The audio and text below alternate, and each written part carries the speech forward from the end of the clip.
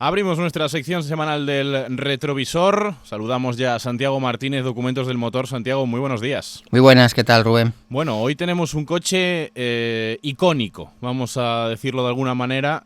Todos son históricos, todos son grandes vehículos que nos ha dejado la historia del automovilismo, pero hoy en particular un coche que levanta pasiones y quizá podríamos decir, ahora lo desgranaremos, no sé si me estoy aventurando demasiado, que igual que el 600 marcó una generación de españoles, el coche que presentamos hoy quizá marcó otra generación de españoles totalmente diferente. Años después, otra España, otra forma de vivir, otra forma de desplazarse, pero un coche igual de icónico. ¿De qué estamos hablando? Y bueno, puedes darme o quitarme la razón. Sí, efectivamente, estamos hablando de nada más y nada menos que el Panda, del Fiat o Seat Panda, en nuestro caso, en España.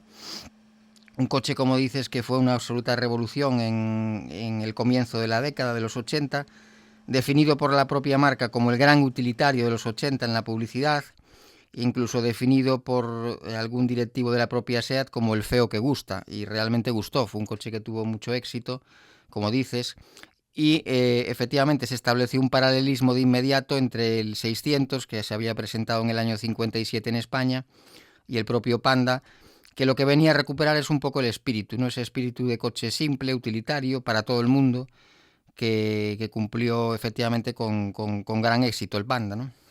Vamos a escuchar, si me permites, un fragmento de un anuncio del Seat Panda de los años 80.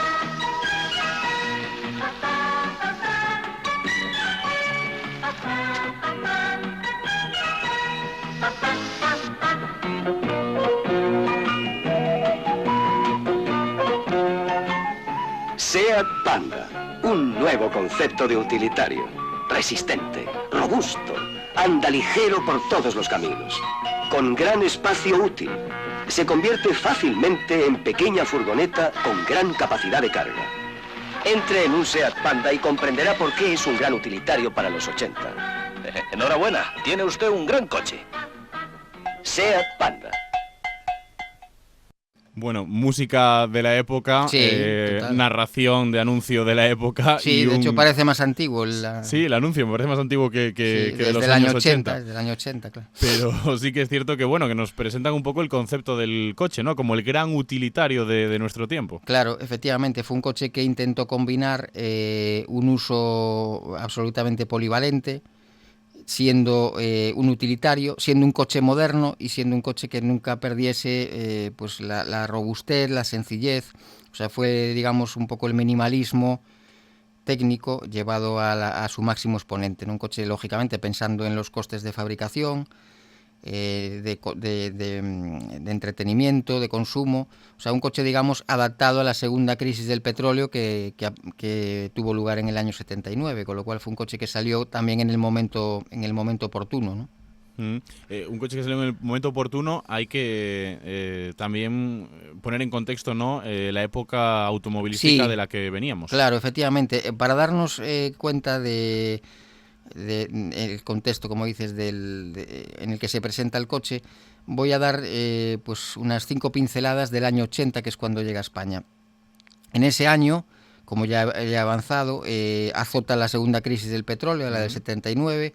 Fiat, que hasta entonces había sido pues el socio tecnológico e incluso económico de SEAT, decide un año antes no acudir a una gran ampliación de capital a través de la cual se iba a hacer con el control de SEAT, con lo cual son unos momentos muy inciertos para SEAT. Después, por ejemplo, a nivel mundial, Japón se convierte en el primer fabricante del planeta, con lo cual también nos da una visión de cómo cambiaban las cosas respecto a aquel 600 que tú comentabas. Se produce, por otra parte, algo que ya hemos comentado en este espacio, que es la liberalización del mercado automovilístico español, es decir, se abren las puertas a la llegada de coches extranjeros. En este caso no va a afectar mucho al Panda, porque el Panda realmente va a competir con coches fabricados nacionalmente, de fabricación nacional, o sea, no batalla no va a competir contra ningún importado. Y por último, toda esta situación provoca que SEAT, ese año, el año 80, por primera vez en su historia, cede el liderato del mercado de ventas en favor de Fasa Renault, ¿no? Entonces, es una época convulsa. se abre una auténtica incertidumbre en la propia SEAT, porque, como digo, Fiat, azotada por una gran crisis, decide no acudir a esa ampliación de capital. Es el INI, o sea, es, digamos, el Estado el que tiene que poner dinero encima de la mesa para, de alguna manera, que SEAT pueda continuar. Entonces el Panda es un coche en el que SEAT pone unas grandes esperanzas y afortunadamente salió bien. Fue una jugada maestra, ¿no? Salió bien, con unas ventas, supongo que no sé si de récord, pero casi, porque hoy en día, un montón de años después, todavía vemos un montón de Seat Panda por la calle, y además de por la calle, se siguen utilizando para competiciones de rallies y Sí, para otro tipo de eventos.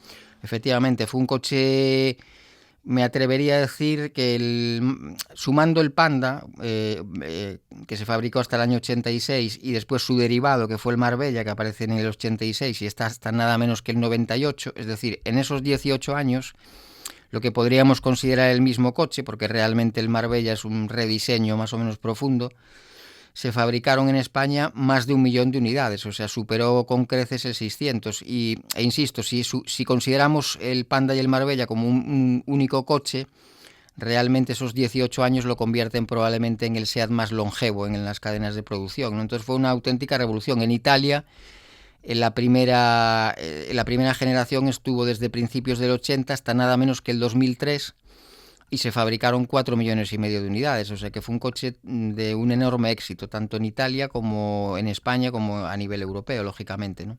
A veces es complicado diferenciarlos, hablamos del Seat Marbella y el Seat Panda porque estéticamente son muy similares, pero ¿qué diferencias hay a nivel técnico y también en interiores? Y sobre todo, ¿por qué nace el Marbella a través del Panda?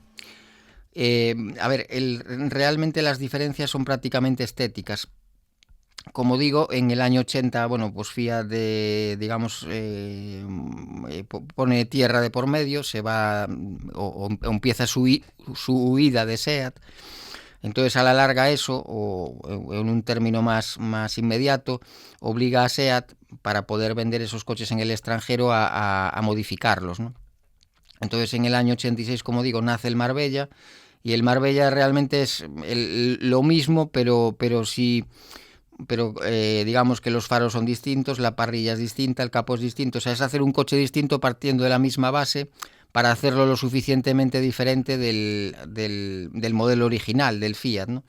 Entonces, realmente la obligación vino por ahí. Bueno, también, lógicamente, le venía bien un aire, una estética renovada al modelo, pero fundamentalmente los cambios son interiores. A nivel técnico prácticamente no hubo ninguna modificación, se mantuvieron los motores tradicionales de 4 cilindros que venían de los 850 y de los 127. Entonces ahí sí que no hubo ninguna evolución, y fue unos cambios estéticos que no tuvieron parangón en Fiat. Fiat sí que fue modificando el coche a otros niveles, a nivel técnico. Por ejemplo, Fiat adoptó la tracción integral en el año 83, montó por primera vez en el segmento un motor diésel, incluso uno eléctrico en el año 90. Todos estos cambios nunca se produjeron en España, pero digamos que, bueno, en España el modelo ya evolucionó por otra parte, ¿no? ¿Por dónde evolucionó el modelo Panda en España? A ver, el Panda realmente, como digo, la evolución principal es cuando se convierte en Marbella, pero no hay que olvidar que el Panda, cuando se presenta a finales del año 80, se presentan dos versiones, el 35 y el 45, que aluden a la potencia del motor. Y ya en el año 82, digamos que la gama se diversifica, se amplía, aparece la famosa Trans, que era, digamos, la furgoneta, y aparece el Panda Marbella, que es el Panda, digamos, lujoso, un Panda, digamos, con traje de etiqueta, más equipado, con cuentavueltas, con faros de niebla, con otros asientos, un coche más lujoso. Aparece el Bavaria, que es el Panda básico, el Montaña, que es un Panda con ciertas cualidades fuera de asfalto, o sea, con ruedas de tacos, con vaca. Sí, que por cierto, Santiago, es algo que es muy curioso cuando revisas la historia del Panda, que lo presentan como el gran utilitario, pero también exaltan su capacidad, vamos a decirlo así de una manera, todoterreno. Sí. Es decir, lo comparan a veces con grandes coches deportivos en esa función que puede tener si lo traspolamos al rally, pero después también, por otro lado, lo que destacan es precisamente la capacidad para circular en cualquier tipo de terreno. Y hay una anécdota muy curiosa. Durante la famosa tormenta de Madrid, durante la famosa Filomena, los jugadores del Atlético de Madrid, para ir a un entrenamiento, sacaron un Panda. No sé de dónde lo sacaron, porque es cierto que no veo yo jugadores que cobran millones y millones de euros transportándose habitualmente en un Panda, pero durante esa nevada que asoló la capital de España, se veía a los futbolistas ir a entrenar en un Panda. Y es que es precisamente por esa flexibilidad que tiene para adaptarse a todo tipo de terrenos y a todo tipo de condiciones climatológicas. Sí, totalmente. De hecho, como dices, es un coche ahora mismo muy buscado porque en el norte de África se celebran competiciones, la Panda Ride, se celebran competiciones con este coche porque, como decía, es un coche muy robusto. Es un coche donde la sencillez es lo que prevalece. Es un coche con mecánicas muy experimentadas. Y es un coche realmente, pues, bueno, en el que pocas cosas se pueden romper, en el sentido de que es un coche que es minimalismo puro, ¿no?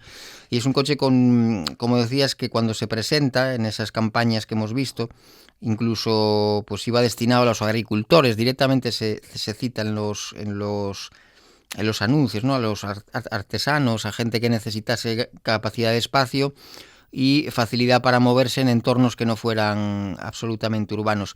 Hay que pensar que, por ejemplo, el coche, que fue diseñado nada más y nada menos que por Giorgio Giugiaro, que lo citábamos la semana pasada como creador del Golf, ha sido pues un auténtico mito en la historia de la automoción, creando, por ejemplo, el Lancia Delta.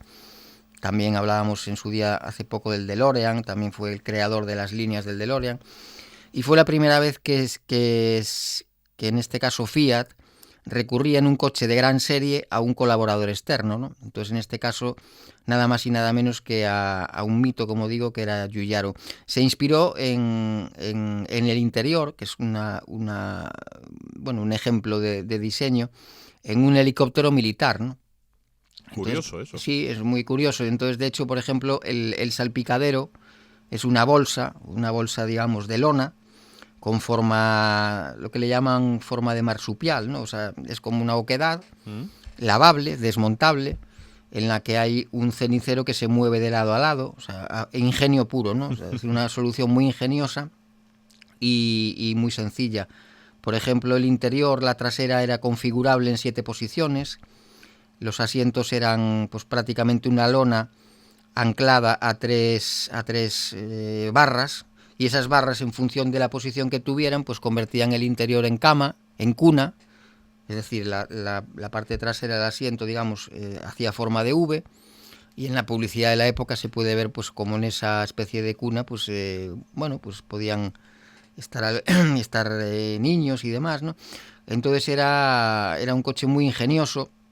Estaba basado en el 127 a nivel mecánico, con una suspensión trasera con eje rígido, más sencilla, más seca.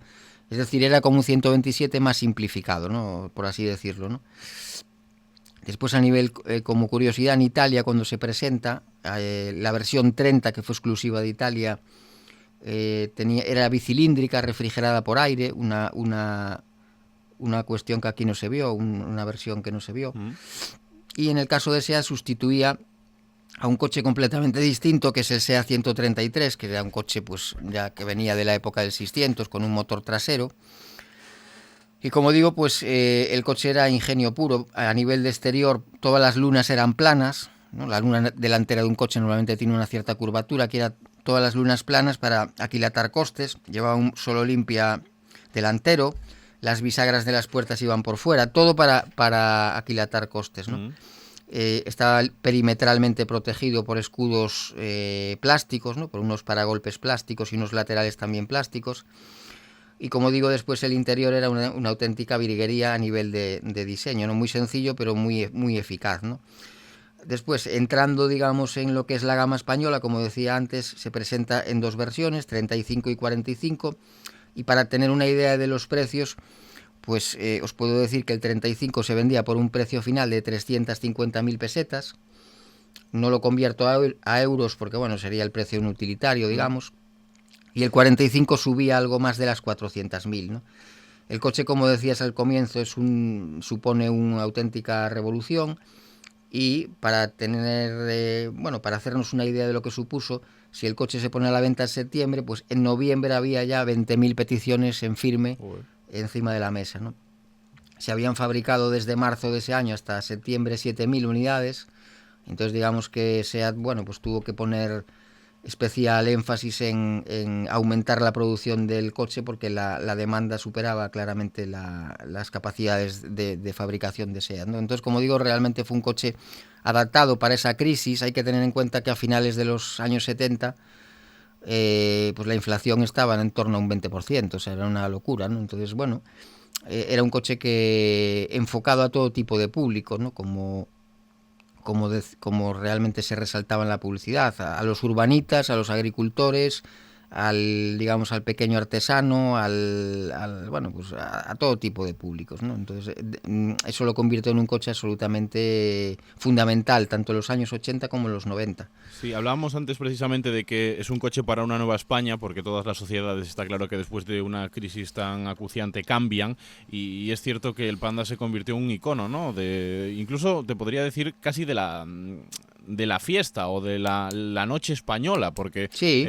Cualquier reportaje en el que veas las grandes discotecas de la Ruta del Bacalao, de la zona madrileña, lo único que se ven son Seat Panda, y precisamente por eso que comentabas, ¿no? Un coche destinado para todo el mundo. Creo que hoy sería complicado buscar un coche que tenga todas las funcionalidades, vamos a trasladarnos a la época, del Panda, y que sea adecuado para todo tipo de trabajos y para todo tipo de pequeñas sociedades, es decir, tanto para el medio rural como para la ciudad, como para incluso las zonas de montaña. Es un coche que vale para todo tipo de público. Hoy en día podríamos elegir un tipo de coche que se adaptara a todas estas condiciones, ¿o sería impensable? No, yo creo que ahora mismo no existe un coche que sea tan polivalente, ¿no? Tan, como dices, pues pensado incluso para viajes, ¿no? Porque el Panda 45 en aquella época incluso superaba las prestaciones de un 127, era un coche que alcanzaba 140, ¿no?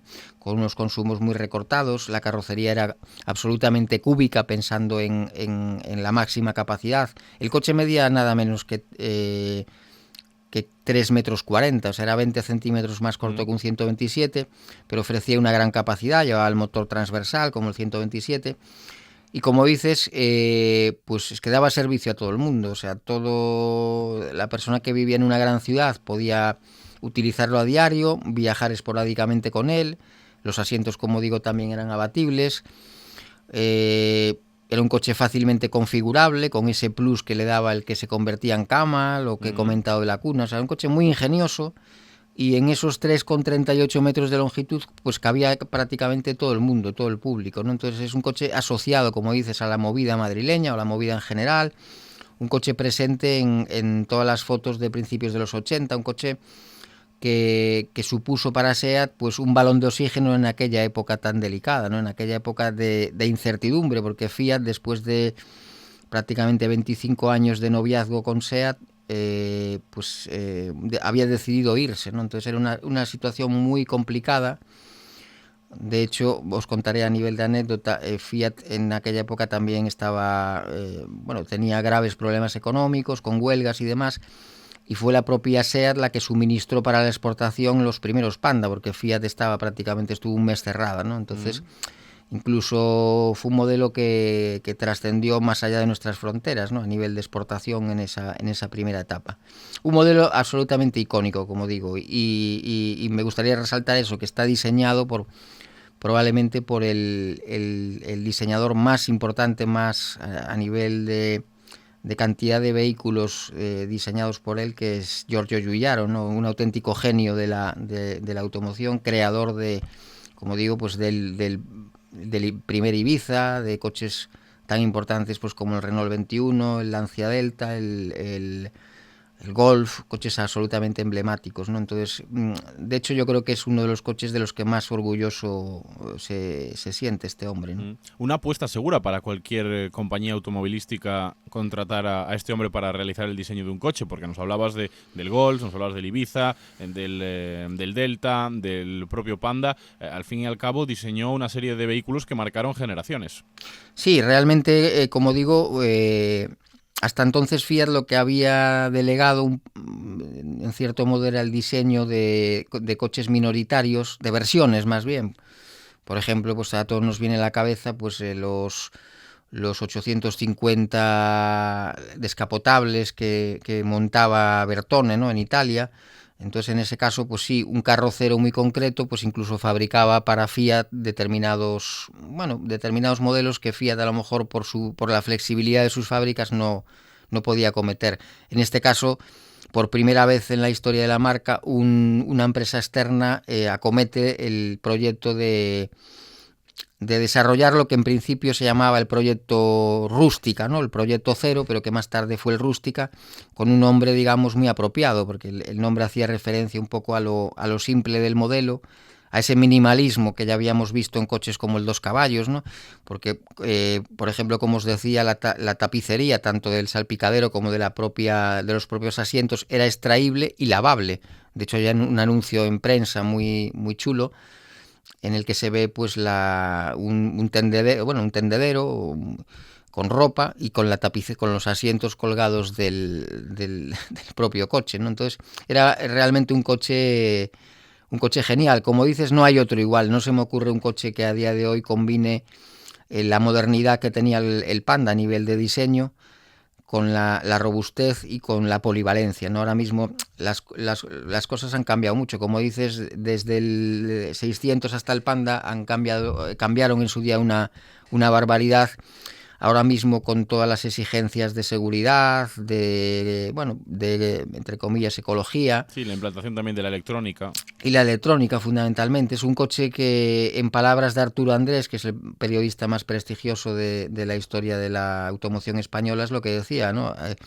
Él, haciendo memoria un poco de lo que había supuesto del Panda, decía eso, que es el último coche de la era preelectrónica, que realmente era un coche moderno, ¿no? Porque era un coche con dirección de cremallera, con frenos de disco, un coche que, hombre, quizá el único punto negativo era la suspensión, porque era un eje rígido con ballestas, es una suspensión muy seca, económica, pero bueno, era un coche que, ya digo, tampoco se le podía pedir una comodidad como un coche de mayor precio, pero era el último coche, digamos, de la era preelectrónica destinado al gran público. Entonces ahora sería prácticamente inconcebible. Ahora lo que fabrica SEAT realmente, por ejemplo, toda esta saga, tanto el Panda como el Marbella, fue reemplazada en su día por el Arosa, ya un producto dentro del grupo Volkswagen, pero bueno, no dejaba de ser un coche más, o sea, un coche pues tampoco demasiado ingenioso, un coche de 3,5 metros, poco más que un Polo más pequeño.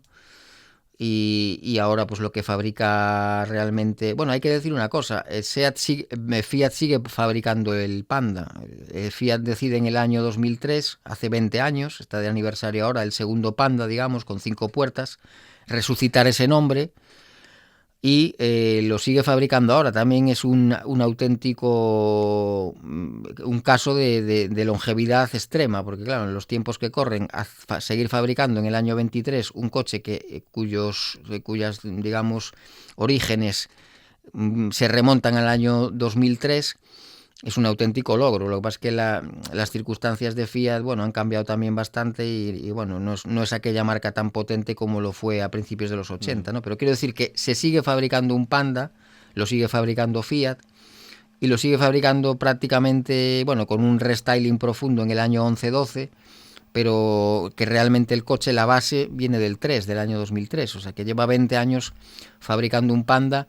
Y estuvo fabricando 23 años el primer Panda. Entonces, el Panda hay que decir que sigue presente al menos el nombre, el espíritu, digamos que ya es otro, ¿no? Sigue presente y seguirá presente seguro que por muchos años ese espíritu del Seat Panda, uno de los coches icónicos que marcó generaciones. Un día también tendremos que hablar, Santiago, porque lo hacías hace unos meses cuando nos contabas toda la historia de Barreiros. Habría que también contar un día la historia de Seat y su impacto en la sociedad española y en la historia de la automoción. Pues será un placer. Cerramos aquí un nuevo capítulo del Retrovisor. A todo el mundo que no conozca todavía a Santiago Martínez, lo primero, ponerles una mala nota en el expediente, y segundo, que se pase por el canal de YouTube de Documentos del Motor y allí podrá conocer toda su obra, que es muy completa y muy interesante. Santiago Martínez, hoy con el Seat Panda, muchísimas gracias por estar con nosotros en Onda Cero. A vosotros, un placer. Papá, ¿me dejas probar tu coche nuevo?